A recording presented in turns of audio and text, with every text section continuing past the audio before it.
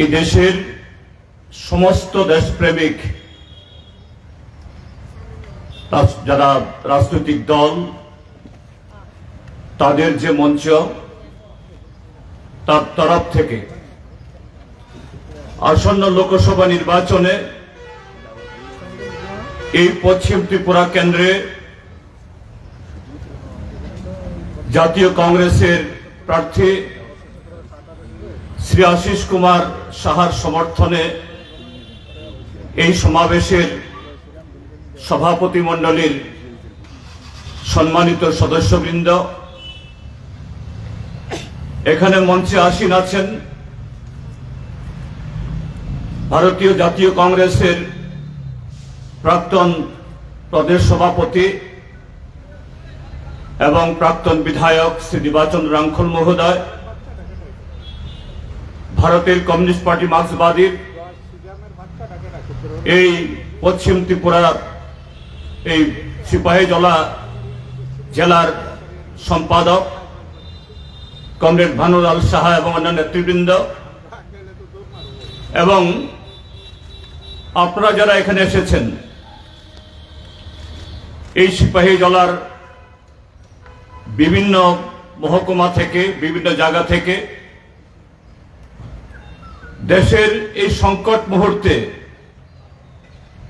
শুধুমাত্র একজন নাগরিক হিসাবে, একজন ভোটার হিসাবে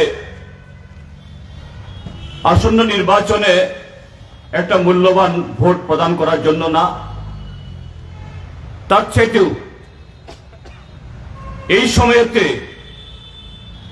সময়ের ডাকে যারা দেশকে রক্ষার জন্য উপস্থিত হয়েছেন এবং দূর থেকেও কিছু বন্ধু দেখলাম তারাও সাড়া দিচ্ছেন মাঝে মাঝে, আমি আপনাদের সবাইকে আমাদের মঞ্চের তরফ থেকে, আমাদের প্রার্থীর তরফ থেকে, আমার নিজের তরফ থেকেও শুভেচ্ছা এবং অভিনন্দন জ্ঞাপন করছি। হ্যাঁ বন্ধুরা, এই নির্বাচন এটাও গত 17টা নির্বাচনের মতো আরেকটা নির্বাচনই, সেদিক থেকে কাগজে পত্রে নথিতে বা রেকর্ডে সেভাবেই এবার নির্বাচনটাকেও দেখা হবে বা দেখানো হচ্ছে। কিন্তু বন্ধুরা, গত 10 বছরে এই দেশের রাজনীতি, অর্থনীতি, সামাজিক, সাংস্কৃতিক, জাতীয় জীবনের প্রায় সমস্ত ক্ষেত্রেতে আজকে দেশকে যে জায়গায় দাঁড় করানো হয়েছে এবং এই অবস্থা থেকে আগামী দিন দেশের অবস্থাটাকে যেদিকে নিয়ে যাওয়ার জন্য আস্ফালন ঘোষিত হচ্ছে, এটা আর শুধু ভোট না, এটা শুধু আরেকটা লোকসভা নির্বাচন না, সময়ের নিরিখে দেশকে বাঁচানোর, দেশের স্বাধীনতাকে রক্ষা করার একটা পবিত্র দায়িত্ব আজকে দেশের সমস্ত নাগরিকের সামনে আজকে উপস্থিত হয়েছে। এবং এই জায়গায় একটা তো নাম দিতে হয় ইন্ডিয়া মঞ্চ বা দেশপ্রেমী মঞ্চ, যাই বলি, কিন্তু আজকে সারা দেশে এই অষ্টাদশ লোকসভা নির্বাচনের সামনে যে সমস্ত শক্তিগুলো এই স্বৈরতান্ত্রিক, সাম্প্রদায়িক, এখন একতন্ত্রে এবং কর্পোরেট লেহি শক্তির বিরুদ্ধে যারা আজকে দাঁড়াচ্ছে, কারা তারা, কিসের তাগিদে? দেশকে রক্ষার তাগিদে। সেই কারণে পতাকার রং ভুলে আমাদের কর্মসূচিগত পার্থক্য, মতাদর্শগত পার্থক্য, সমস্ত কিছুকে ফেলে রেখে আজকে আমরা আগামী এই নির্বাচনকে দেশ রক্ষার জন্য এক দেশপ্রেমিক দায়িত্ব হিসাবে আমরা এটাকে দেখতে চাই। কেন এই সিদ্ধান্ত উপনীত হতে হচ্ছে আমাদের? আমার আগে বানুদা এখানে বলেছেন, বা আমরা সকলেই জানি, না বললেও 2014 সালে এই এনডিএ নরেন্দ্র মোদীর নেতৃত্বে ভারতবর্ষের জনগণের সামনে যে প্রতিশ্রুতিগুলো দিয়ে এসেছিল, বছরে 2 কোটি চাকুরি, 100 দিনের মধ্যে 15 লক্ষ টাকা নগদ বা ব্যাংকে ঢুকিয়ে দেবেন, দ্রব্যমূল্য কমিয়ে অর্ধেকে নামিয়ে নিয়ে আসবেন, এদেশের অন্নদাতা এবং সংখ্যাগরিষ্ঠ মানুষ যারা কৃষক, তাদের যাবতীয় ঋণ মুকুব করা হবে। সব মিলিয়ে দেশকে আচ্ছে দিন উপহার দেবেন। বন্ধুগণ, সেই 14 সালে ভোট ভাগাভাগির জেরে ক্ষমতায় আসার 5 বছর বাদে আবার দ্বিতীয়বার যখন দেখলো ভারতবর্ষের মানুষ তাদেরকে দ্বিতীয়বার ফেরাবেন না, নরেন্দ্র মোদীর নাম নেবেন না, কি গভীর ষড়যন্ত্র করা হলো। কাশ্মীরে আমাদের দেশের 40 জন জওয়ানের জীবন কেড়ে নিয়ে সারা দেশে আবেগের তুফান ছড়িয়ে আবার 5 বছরের জন্য আসলো। এই যে দুটি 5 বছর, 10 বছরে সেই 14 সালে দেওয়া এই দেশের মানুষকে তার একটা প্রতিশ্রুতি, একটা তার আশ্বাসন দ্বিতীয়বার তারা উচ্চারণ করেছেন। গত 6 বছর ত্রিপুরাজ্যে, সারা ত্রিপুরাজ্য ফ্ল্যাক্স, পোস্টার, বড় বড় এলইডি, বিশাল বিশাল টিভি দিয়ে কোটি কোটি টাকা খরচ করা হয়েছে জনগণের। একটিবারের জন্য সেই 2 কোটি চাকরির কটা হলো, জিনিসপত্রের দাম কমানো হলো কিনা, কতজন কৃষকের ঋণ মুকুব করা হয়েছে, 15 লক্ষ টাকা কতজনের অ্যাকাউন্টে জমা হয়েছে, আজকে দিনের তার স্বাদ এই দেশের মানুষ কিভাবে ভোগ করতে পারছেন, তার কোন ঝলক এই যে বড় এলসিডি দেখছেন আপনারা, এখানে বিরাট পোস্টার, এখানে মোদির গ্যারান্টির নামে টাঙ্গানো আছে। দ্বিতীয়বার আরো অসংখ্য পোস্টার ছিল নির্বাচন ঘোষণার আগে। দেখেছেন কখনো? দেখেননি। কিন্তু কি দেখেছেন, কি প্রত্যক্ষ করেছি আমরা? দেশের বিভিন্ন রাজ্যের বিধানসভা নির্বাচন হয়, সেই নির্বাচনে ভারতীয় জনতা পার্টি তারা হেরে যায়। আমাদের এই উত্তর পূর্বাঞ্চলের মণিপুরে, সে আরব সাগরের তীরে গোয়াতে, দক্ষিণ রাজ্যের কর্ণাটকে, ভারতবর্ষের আয়তনের সবচেয়ে বড় রাজ্য বা জনসংখ্যার দিক থেকেও প্রায় সবচেয়ে বড় বা দ্বিতীয় ওই মধ্যপ্রদেশে জনগণের ভোট পায় না, বিধানসভায় সংখ্যাগরিষ্ঠতা হতে গেলে পরে যত সংখ্যক বিধায়ক থাকতে হয় সেটা হয় না। কিন্তু সেখানে বিরোধী দলের বিধায়কদের কোটি কোটি টাকায় তাদেরকে কিনে বিজেপি দলে যোগদান করতে বাধ্য করিয়ে অথবা রাজ্যপালকে দিয়ে সে সমস্ত রাজ্যে রাজনৈতিক অস্থিরতা তৈরি করে সেখানে বিজেপির সরকার তৈরি করছেন। জনগণের রায়, সংবিধান, গণতন্ত্র সবকিছু কথার কথা, সবকিছু কলাপাতা।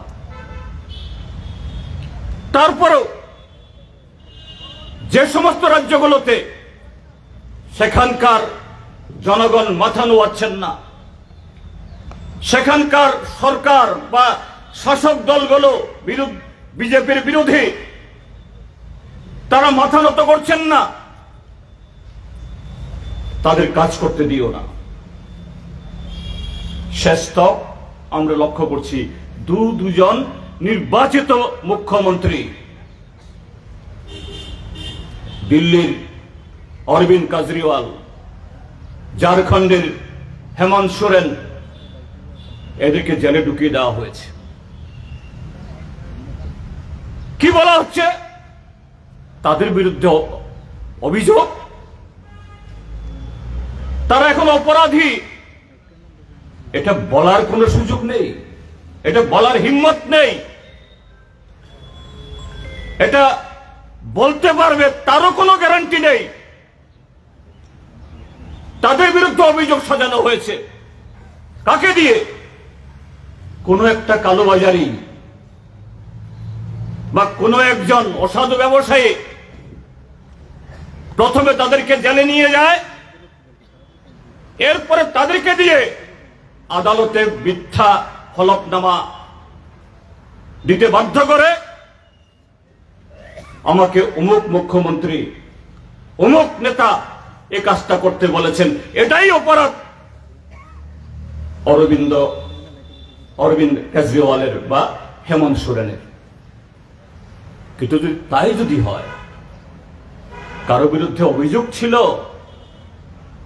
কারো বিরুদ্ধে নালিশ আছে, আর এরকম ভাবে কেন্দ্রীয় সরকারের কোন সংগঠন তারা যখন খুশি তখন কারো বিরুদ্ধে তদন্ত করবে, আর তারা যেরকম ভাবে কেস সাজাবে এবং সেই সাজানোর মধ্যে যদি কোনো অপরাধের গন্ধ থাকে, তাহলেই তাদেরকে যদি জেলে ঢুকাতে হয়। তা আমি বলবো, আজকে ইতিমধ্যে সবাই এ সম্পর্কে মোটামুটি ভাবে আমরা ওয়াকিবহাল। এই পৃথিবীর সবচেয়ে বড় অর্থনৈতিক কেলেঙ্কারি মোদী সরকার পার্লামেন্টকে বৃদ্ধাঙ্গুষ্ঠ দেখিয়ে আমাদের সংবিধানকে সম্পূর্ণ নাকচ করে এদেশের সমস্ত যারা আইন প্রণেতা, আইনজ্ঞ, এদের বারবার নিষেধাজ্ঞা সত্ত্বেও তৎকালীন রিজার্ভ ব্যাংকের চেয়ারম্যান, তৎকালীন যে আমাদের দেশের বড় বড় ব্যাংকের যারা পরিচালক এবং সমস্ত বিরোধী দল যে এইভাবে কোনো একটা রাজনৈতিক দলকে পাইয়ে দেওয়ার জন্য দেশের সংবিধানের তার কাঠামোকে অস্বীকার করে কোনো একটা রাজনৈতিক দলকে পাইয়ে দেওয়ার জন্য আইন তৈরি করা যায় না। দীর্ঘ 7 বছরের তর্ক বিতর্ক, চুলচেরা বিশ্লেষণের পর ভারতের সর্বোচ্চ আদালত তার 5 জনের বেঞ্চ, কখনো কখনো 3 জন, 2 জন বা 4 জন, 1 জন, এইভাবে কোনো কোনো রায় হয়, সংখ্যাগরিষ্ঠতার ভিত্তিতে বিচার হয়। এখানে 5 জন বিচারক বলেছেন হ্যাঁ এই আইন সর্বসম্মত এবং তথ্যহীনভাবে ভারতের সংবিধানকে লঙ্ঘন করা হয়েছে, এটা বেআইনি। তারপরও এই যে নির্বাচনী বন্ডে যেরকম ভাবে টাকা সংগ্রহ করা হয়েছে পদ্ধতি, এগুলি যখন বেরিয়ে আসলো আরো জঘন্য। বড় বড় কোম্পানি বা এরকম প্রতিষ্ঠান টাকা দিতে চাইছে না, এদের ঘরে সিবিআই পাঠাচ্ছে, ইডি পাঠাচ্ছে, তুলে নিয়ে যাচ্ছে। এরপরে এরা যখন টাকা দেয় এদের জামিন হয়ে যাচ্ছে, কেস শেষ হয়ে যাচ্ছে। 16,000 কোটি টাকা, তার 80% ঢুকেছে বিজেপির তহবিলে। 16,000 কোটি টাকা আমাদের কাছে বিরাট, কিন্তু বন্ধুরা এটা নস্যি। অর্থাৎ যত পরিমাণ এর দুর্নীতি হয়েছে সেই তুলনায় এটা নস্যি। এই 16,000 কোটি টাকা যাদের কাছ থেকে আদায় করা হয়েছে তারা 9 লক্ষ কোটি টাকার সুবিধা আদায় করে দিয়েছেন দেশের সরকারের কাছ থেকে। 9 লক্ষ কোটি টাকা। কারা তারা? অসাধু ওষুধ নির্মাণ কোম্পানি দেশের মানুষকে ভেজাল ওষুধ খাইয়ে 5 টাকার ট্যাবলেট 55 টাকা বিক্রি করে, বিষ খাইয়ে তারা এই টাকা তুলেছেন। তার যৎসামান্য বিজেপিকে দিয়ে এই লাইসেন্সগুলো হাতিয়ে নিয়েছেন। আমাদের দেশে এই যে কদিন আগেও, গত দিওয়ালির আগে উত্তরাখণ্ডে একটা টানেল নির্মাণ, 41 জন শ্রমিক টানেলের ভেতরে একটা জীবন মরণের লড়াই কদিনের জন্য হয়েছিল। কে করছিল?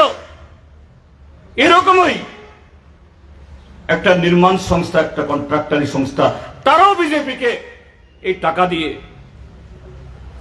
এবং লটারি, অনলাইন গেমিং কোম্পানিগুলো এই টাকা আদায় করাও অচ্ছচ্ছ টাকা। অর্থাৎ নামে কোন XYZ বিজেপিকে টাকা দিয়েছে, এই টাকা তো সেই XYZ এর টাকা না, টাকা আমার, আপনার, এই দেশের গরিব মানুষের, কৃষকের, ক্ষেত মজুরের, জমিয়ার। তাহলে এই টাকা যারা তোমরা নিয়েছো আজকে, ভারতীয় জনতা পার্টি কেন তার সভাপতি জেপি নাড্ডাকে সিবিআই ডাকবে না, ইডি ডাকবে না? সেই টাকায় আজকে অমিত শাহ হেলিকপ্টারে চড়ে কুমারঘাটে যাচ্ছে, সাথে আরো সাঙ্গপাঙ্গদের নিয়ে। সেই টাকায় অসংখ্য পোস্টার, অসংখ্য ফ্ল্যাগ, গাড়ি ঘোড়া, সে টাকায় বিধায়ক কিনছে, সে টাকায় সাংসদ কিনছে। কেন তাদেরকে জিজ্ঞাসাবাদ করা হবে না? আমি অরবিন্দ কেজরিওয়ালের মতো ধরে নিয়ে যাওয়ার জন্য বলছি না। কেন জিজ্ঞেস করা হবে না নরেন্দ্র মোদী, অমিত শাহ, জেপি নাড্ডা বা ত্রিপুরার যে তাদের সভাপতি রাজীব ভট্টাচার্যকে?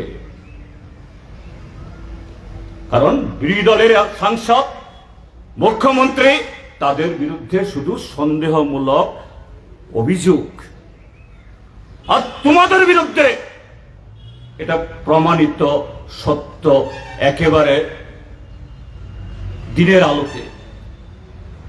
ভারতীয় জনতা পার্টি আজকে অপরাধী, এবং এ কথাগুলো শুধু আমরা সাধারণ মানুষ বা বিরোধী দলের লোক বলছে না।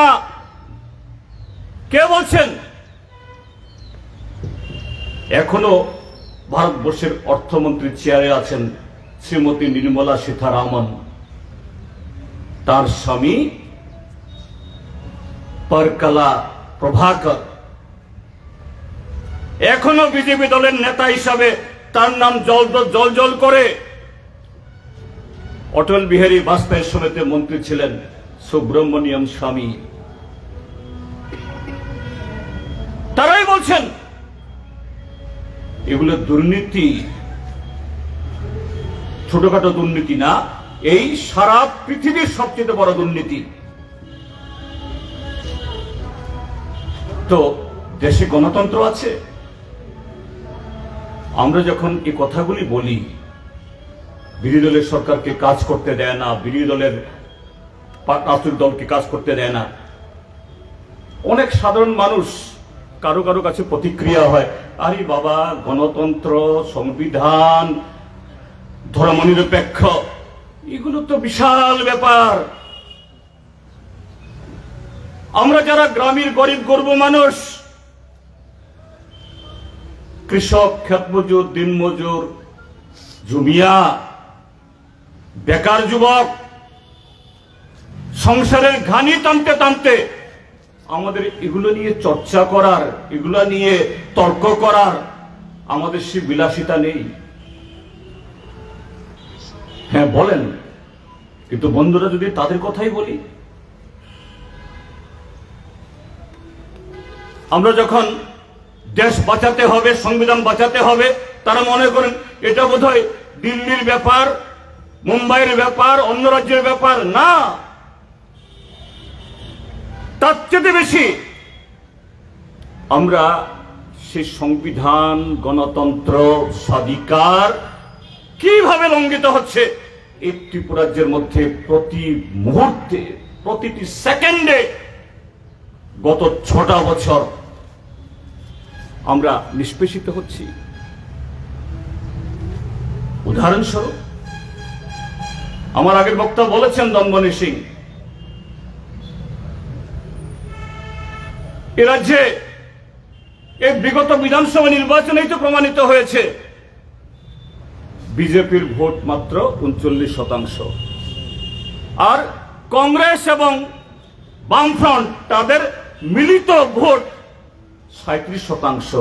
আমাদের চাইতে তোমাদের ভোটের শতাংশ মাত্র 2। তাহলে তোমার এত বড় ক্ষমতা, তোমার পেছনে এত বড় সমর্থন, এই কারণে সমস্ত ফ্ল্যাগ তোমার হবে, তোমার চাইতে 2% ভোট কম আমাদের। তাও যদি সুস্থ পরিবেশ হলে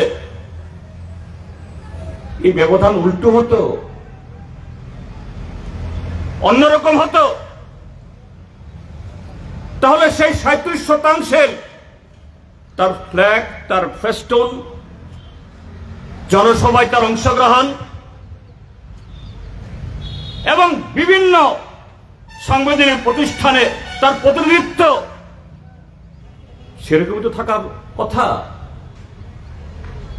কিন্তু সে সুযোগ আছে কি গত 6 বছরে? এ রাজ্যে আছে কি? শুধু কদিন আগে যে আমরা ধনপুর এবং বর্ষনগরে যে নির্বাচন প্রত্যক্ষ করেছি তা না, এখানে বিগত 30টার পঞ্চায়েত নির্বাচন, এডিসি নির্বাচন, গেল 2019 সালে লোকসভা নির্বাচন, কি প্রত্যক্ষ করেছি আমরা? এ রাজ্যের মানুষের শাসক দলের বিরুদ্ধে শুধু কংগ্রেস বা লেফট ফ্রন্ট না, অন্য কারোর তার রাজনৈতিক প্রচারের, রাজনৈতিক কর্মকাণ্ডের, তাদের পছন্দের প্রার্থী দেওয়ার ভোট দেওয়া যাবে না। এখানে শেষ না, আজকে ত্রিপুরা মথার সাথে তাদের সখ্যতা হয়েছে। এই সখ্যতা আগেও ছিল, সেটা অপ্রকাশ্যে, আজকে প্রকাশ্যে। সেই ত্রিপুরা মথা আজকে এডিসির শাসন ক্ষমতায়। এডিসির তার পুরো নামটা ব্যাখ্যা করলে তার অর্থটা কি দাঁড়ায়? Tripura tribal areas autonomous district council, Tripura উপজাতি এলাকা স্বশাসিত একটা পরিষদ। সাকবাই নাইকলজাত আমতুইকাইসা সাংবিধানিক সংস্থা। এডিসি এলাকাতে 30টার পঞ্চায়েত নেই, খুমলুঙের পরে হলো ভিলেজ কমিটি। সে ভিলেজে হ্যাঁ আগের মতো টাকা পয়সা নেই, যায় না, কিন্তু কিছু যায় তো, কিছু ঘর যায়, কিছু কাজ হয়, টুকটাক কিছু এরকম স্কিম তৈরি হয়। আমাদের দেশের সংবিধানে, আমাদের দেশের আইনে একটি নয়া পয়সাও যদি কোনো বেনিফিশিয়ারিকে দিতে হয়, একটি নাম যদি সিলেক্ট করতে হয়, এটা সংবিধান দ্বারা নির্বাচিত, সংবিধান দ্বারা মান্যতা প্রাপ্ত কোন সংস্থা ছাড়া এই একটি নয়া পয়সা নাড়াচাড়া করার, একটা বেনিফিশিয়ারি ঠিক করার অধিকার কারণেই। তাহলে গত 3 বছর এডিসি এলাকাতে কে এই টাকা পয়সা বিলি বন্টন বেনিফিশিয়ারি ঠিক করছে? কারা? একদল বুইফোর, সংবিধান বহির্ভূত শক্তি, একদল যাদের সে টাকা ছোঁয়ার কোন অধিকার নেই, সে মন্ডলের লোকেরা, পৃষ্ঠা প্রমুখরা, কোথাও কোথাও মথার লোকরাও এই কাজই করছে। হ্যাঁ, আমাদের দেশে বহুদলীয় গণতন্ত্রে যে রাজনৈতিক দলগুলোর নাম আমরা জানি, তার বাইরেও আগামী দিন আরো অনেক রাজনৈতিক দলের জন্ম হতে পারে, মৃত্যু হবে, বিলুপ্ত হবে। এক একটা দল তাদের মতো করে তাদের সাংগঠনিক কাঠামো তৈরি করে। যেমন আমরা মার্ক্সবাদী কমিউনিস্ট পার্টি, আমাদের ব্রাঞ্চ, অঞ্চল কমিটি, মহকুমা কমিটি, জেলা কমিটি। বিজেপি দল তাদের প্রদেশ কমিটি, জেলা কমিটি, মন্ডল কমিটি, নিচে কি কমিটি জানি, শক্তি কেন্দ্র কেন্দ্র আছে, এরকম আমরা শুনি, আমরা জানি না। কে নির্বাচন করে? সিপিএম এর branch committee, local committee, CPM এর লোকরাই করে। কাজে তার কর্তৃত্ব সিপিএম এর সদস্যদের উপরে, অন্য পাবলিকের উপর হতে পারে না। তদনুরূপ আজকে ভারতীয় জনতা পার্টির যে মন্ডল কমিটি, পৃষ্ঠা প্রমুখ বা শক্তি কেন্দ্র, তোমার নিয়ন্ত্রণ, তোমার কর্তৃত্ব, তোমার পরিধি তোমার দলের উপরে, জনগণের উপরে, সরকারি টাকার উপরে তোমার মন্ডলের এখতিয়ার চলতে পারে না। কিন্তু আজকে ত্রিপুরা রাজ্যে কি? আজকে সেই ভিলেজ কমিটি বা পঞ্চায়েত মন্ডলের নির্দেশে চলতে হচ্ছে। ব্লকের বিডিও সাহেব, ওই ডিএম সাহেব জেলাতে, তাদের সে মন্ডলের কথায় উদ্বাস করতে হচ্ছে। এখানে শেষ না, আমাদের থানা, পিডব্লিউডি, এগ্রিকালচার, সরকারি যারা এরকম ভাবে যারা নির্বাচিত, এদের পরামর্শে চলবে। আজকে সে পরামর্শ দেওয়ার কোন কমিটি তো নেই, তার অস্তিত্ব নেই। সেই থানাগুলাকে নিয়ন্ত্রণ করছে এই মন্ডল।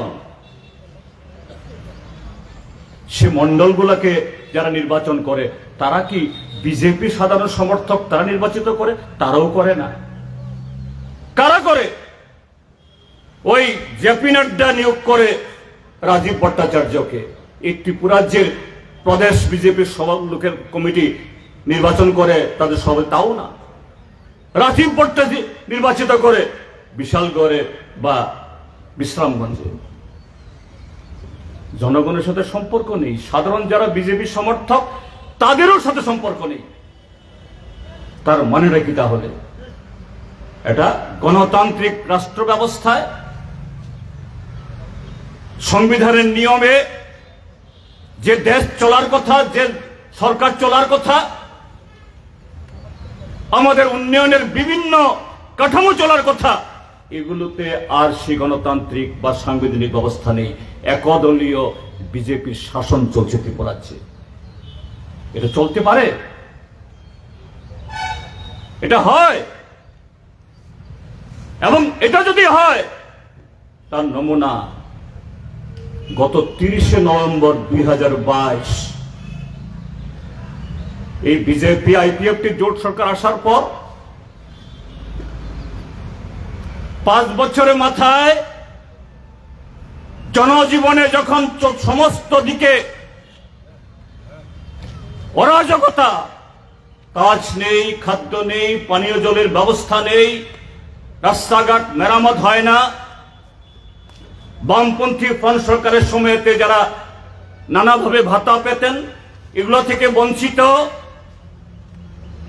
কিছু লুটেরা ছাড়া আর সবাই যখন নানাভাবে লাঞ্ছিত হচ্ছেন, সিপিআইএম এর নেতৃত্বে একটা গণডেপুটেশন হবে চরিলাম ব্লকে। দিন দুপুরে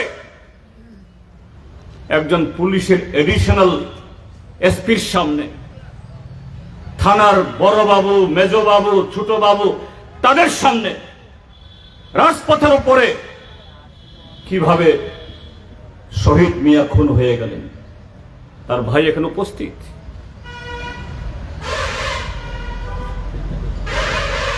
সিসিটিভি ক্যামেরাতে, এবং তখন যারা সেই কর্মসূচি এটা কভার করতে এসেছিলেন তাদের অনেকের একজন আসামি ধরা পড়ে না, চার্জশিট জমা হয় না, ফাইনাল রিপোর্ট দিয়ে দিল। আর যে আসামি, যার নেতৃত্বে খুনটা হয়েছে দিন দুপুরে, তিনি কদিন বাদেই একটা সরকারি অনুষ্ঠানে তৎকালীন যিনি উপমুখ্যমন্ত্রী জিষ্ণু কুমার সাহেব তার সাথে মঞ্চ অলঙ্কৃত করেন। তার পেছনে বসে থাকতে হয় ডিএম এবং এসপি কে। এটা চলিলাম না। এটাই আজকে ভারতবর্ষ, এটাই আজকে মোদির ভারত, এটাই আজকে রাষ্ট্রবাদী বিজেপির ভারত। সে ভারতের কথা তারা বলছেন বিকশিত ভারত, তারা বলছেন ভারত বিশ্বগুরু হয়ে গেছে, অমৃত কাল চলছে ভারতবর্ষের মধ্যে। কিসের অমৃত কাল? অর্থনৈতিক, সামাজিক সমস্ত সূচকে আজকে আন্তর্জাতিক মান্যতা প্রাপ্ত যতগুলো সংস্থা, এটা জাতিসংঘ হোক, এটা আমাদের ভারতবর্ষের সবচেয়ে বেশি নির্ভরযোগ্য centre for monitoring Indian economy হোক, এটা তৃতীয় বিশ্বের বিভিন্ন আন্তর্জাতিক সংস্থা, world bank, international monetary fund হোক, তার সমস্ত আঁকড়া, সমস্ত তার মূল্যায়নে এই ভারত স্বাধীনতার পর সবচেয়ে বেশি ধনী গরিবের বৈষম্য, সবচেয়ে বেশি বেকারত্ব, সবচেয়ে বেশি শিশু মৃত্যু, সবচেয়ে বেশি অপুষ্টি, সবচেয়ে বেশি নির্যাতন, আর তার উপরে সবচেয়ে বেশি অখুশি মানুষের মেলা। এই কত পরশুদিনও রাষ্ট্রসংঘ তথ্য বের করে দিয়েছে, 143টা দেশের মধ্যে ভারতের অবস্থান আজকে 126 নম্বরে। এমনকি যে পাকিস্তানে প্রতিদিন সেখানে বোমা ফাটে, ডজন ডজন লোক খুন হয়, তাদেরও অবস্থান 106 নম্বর। তার 20 আরো তলা নিচে আমরা। কোথায় নিয়ে গেছে? তো সেই মোদীকে,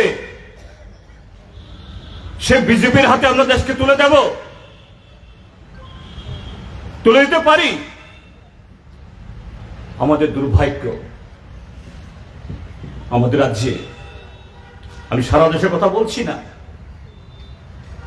আজকে ঘটনাচক্রে ভারতের স্বরাষ্ট্রমন্ত্রী অমিত শাহ রাজ্য সফর করছেন।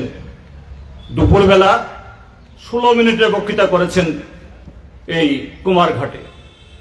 আমি আস্তে আস্তে শুনছিলাম তার বক্তব্য, 16 মিনিট। এটা স্বরাষ্ট্রমন্ত্রী দেশের 140 কোটি মানুষের মধ্যে বহুত কিছু বলবেন, কিচ্ছু নেই, কিচ্ছু নেই। একটা স্বরাষ্ট্রমন্ত্রী তিনি অন্তত বলবেন সারা দেশ কিভাবে এগোচ্ছে, কেন তারা ভোট চাইছেন? দেশ সম্পর্কে কোনো কথা নেই। ত্রিপুরাতে এসে বলছে যে না, हम मोथा के साथ हमारा दोस्ती बना है, इनको देना है मोदी का हाथ और भी ताकतवर करना है। কিন্তু क्यों करना है? কেন করতে হবে তার কোনো ব্যাখ্যা নেই। আরো দুর্ভাগ্যের যে এই নির্বাচনে নতুন করে তাদের যে অপ্রকাশ্য তো আগেই ছিল মথা, তার সুপ্রিমো বা তার ফাউন্ডার প্রদ্যুৎ মাণিক্য কিশোর, হ্যাঁ তিনি ত্রিপুরাজ্যের শেষ রাজার নাতি। রাজাদেরকে আমরা ব্যক্তিগতভাবে আমরা শ্রদ্ধা করি, ব্যক্তিগতভাবে তাদের সাথে কোনো শত্রুতা নেই। ত্রিপুরার ইতিহাসে আগামী 100 বছরেও ত্রিপুরা রাজ্যে একটা মাণিক্য রাজবংশ 1400 বছর শাসন চালিয়েছিল, এটা লেখা থাকবে। আমরাও বলবো, আমাদের উত্তরসূরিরা বলবেন। সে ইতিহাস কেউ মুছতে পারবে না। সেই বীর বিক্রম মাণিক্য বাহাদুরের নাতি আজকে বলছেন যে আমি 1949 ইংরেজিতে আমার ঠাকুরমা কাঞ্চনপ্রভা দেবীর সাথে চুক্তি করে ত্রিপুরা ভারত মুক্তি হয়েছে, আর আমি কাঞ্চনপ্রভার নাতি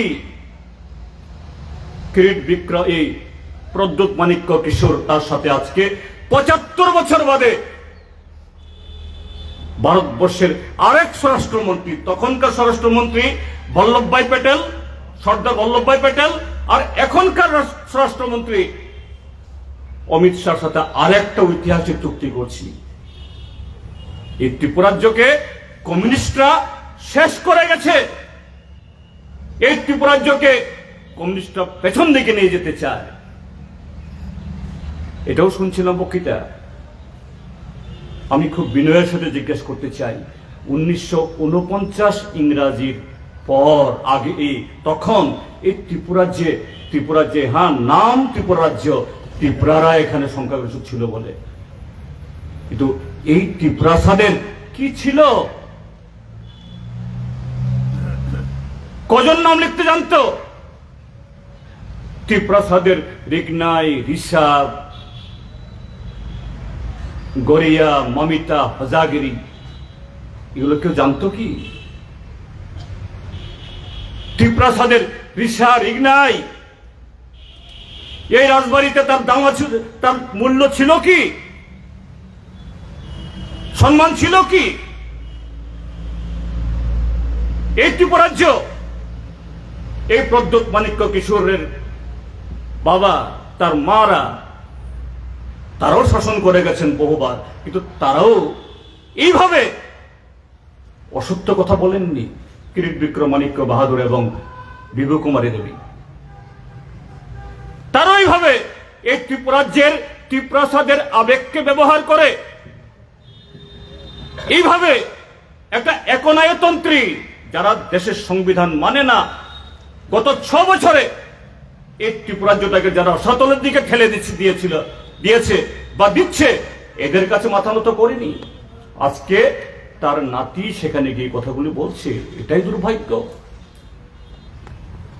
এই নির্বাচনে কারা প্রার্থী? এই পশ্চিম ত্রিপুরাতে বিপ্লব কুমার দেব বহুত বড় বড় কথা বলেন। তিনি নাকি মুক্তিদাতা, তিনি নাকি ত্রিপুরাজ্য থেকে বিজেপি থেকে এনেছেন, ত্রিপুরাকে রাহমুক্ত করেছেন। আমাদের শুধু একটাই জিজ্ঞাসা, বারবার প্রত্যেক জনসভাতে এবং প্রেস কনফারেন্সে বলি, মাননীয় বিপ্লব বাবু, বহুত সম্মান করে আপনাকে বলছি, আগামী পরশুদিন অব্দি 4টা অব্দি সরব প্রচার হবে এই কেন্দ্রে, প্রধানমন্ত্রী আসবেন। আমি এখান থেকে বলছি বিপ্লব দেব বাবুকে এবং তার সমর্থকদেরকে আসুন তার কানে পৌঁছানোর জন্য। কেন আপনাকে 4 বছরের মাথাতে আনসেরিমনিয়াসলি ইংরেজিতে বলে, অর্থাৎ বিনা নোটিশে আপনাকে ঘাড় ধরে চেয়ার থেকে নামিয়ে দিল্লি পাঠিয়ে দেওয়া হয়েছিল। এই ঘটনা একটু বলুন। ধনমণি বাবু বলছিলেন তার কোনো অপরাধ ছিল না, তো অপরাধ না থাকলে এইভাবে নামিয়ে দে? হ্যাঁ, বিজেপির লোক বলতে পারে এটা আমাদের দলের অভ্যন্তরের ব্যাপার, হতে পারে বিপ্লব কুমার দেব যদি সেদিন মুখ্যমন্ত্রী না হতেন, এটা আপনার দলের অভ্যন্তরে হতে পারত, কিন্তু তিনি মুখ্যমন্ত্রীর পদে ছিলেন, মুখ্যমন্ত্রীর চেয়ারে ছিলেন, একটা পাবলিক পোস্ট, সাংবিধানিক পোস্ট, আর সেখান থেকে আপনি সরিয়েছেন। এই রাজ্যের জনগণের 40 লক্ষ মানুষের এবং সাধারণ বিজেপি সমর্থক তাদের জানার অধিকার আছে। 17 তারিখ অব্দি টাইম আছে। বিপ্লব কুমার দেবের যদি সে রাজনৈতিক নৈতিকতা থাকে তার উত্তরটা দিন। দ্বিতীয় হলো, এখানে প্রতিমা ভৌমিক এখানে এসে অমিত শাহরা, মোদিরা বলেন আমরা নারী শক্তিকে সম্মান জানাই, বেটি বাঁচাও বেটি পড়াও, ওই মহিলাদেরকে ঋণে জর্জরিত করে লাখপতি বানানোর মতো। তাহলে এই প্রতিমা দেবীকে, যিনি কাঠালিয়ার প্রতিমাকে সারা দেশের প্রতিমা বানিয়েছেন আপনারা, এই প্রতিমাকে কেন বিসর্জন দিলেন এবং এটা কোন জায়গাতে বিসর্জনটা হলো? এটা কি গোমতী নদী না ওখানে বুড়িমা ছড়া? কেন যে ব্যক্তিকে আপনাদের নামিয়ে দিতে হলো তাকে সরিয়ে এই বেটি বাঁচাও নারী শক্তির প্রতীক প্রতিমাকে আপনারা দিলেন? আরো দুটো কথা বলে শেষ করতে চাই। গতকালই আমরা একটা সাংবাদিক সম্মান করতে বাধ্য হচ্ছিলাম। পূর্ব ত্রিপুরাতে যাকে প্রার্থী করা হয়েছে, প্রীতি দেবী সিং। হ্যাঁ, যে কেউ প্রার্থী হতে পারে, প্রার্থী হওয়াটা কোনো ইয়ে না। লোকসভার মতো একটা নির্বাচন দাঁড়াচ্ছেন, আপনাকে তো সে সততা দেখানো উচিত। প্রীতি দেবী সিং দেখাচ্ছেন 2018 ইংরেজিতে 4 বছর আগে একটা নির্দল প্রার্থী হয়েছিলেন ওই ছত্তিশগড়ে, 458 ভোট পেয়েছিলেন। এখানে গিয়ে বলছেন আমি 1999 ইংরেজিতে শিলংয়ের লরেটো কনভেন্টে 10th ক্লাস অব্দি পড়েছি। 10 পাস করেছেন কি ফেল করেছেন বলেননি, 10 ক্লাস। হ্যাঁ, হতে পারে। আমাদের দেশে লোকসভা হওয়ার জন্য, প্রধানমন্ত্রী হওয়ার জন্য ক্লাস 1 অব্দি পড়তে হবে, কোনো কথা নেই। আবার 4 বছর বাদে 2024 সালে সেদিন তিনি এফিডেভিট দিয়েছেন আমি 1990 ইংরেজিতে Meghalaya high school leaving certificate pass করেছি। তো কোনটা সত্য? আর একটা কথা বলতে চাই, ত্রিপুরা মথারক একটা কব্বরক দিয়ে বলি আমি, ত্রিপুরা সারক তামসা চং ত্রিপুরাসা চিনি আইডেন্টিটি চিনি সিনিজাগমুং চিনি আমানিকক চিনি রিসার রিগনাই সিনি সিটি নারংনানি বাগৈ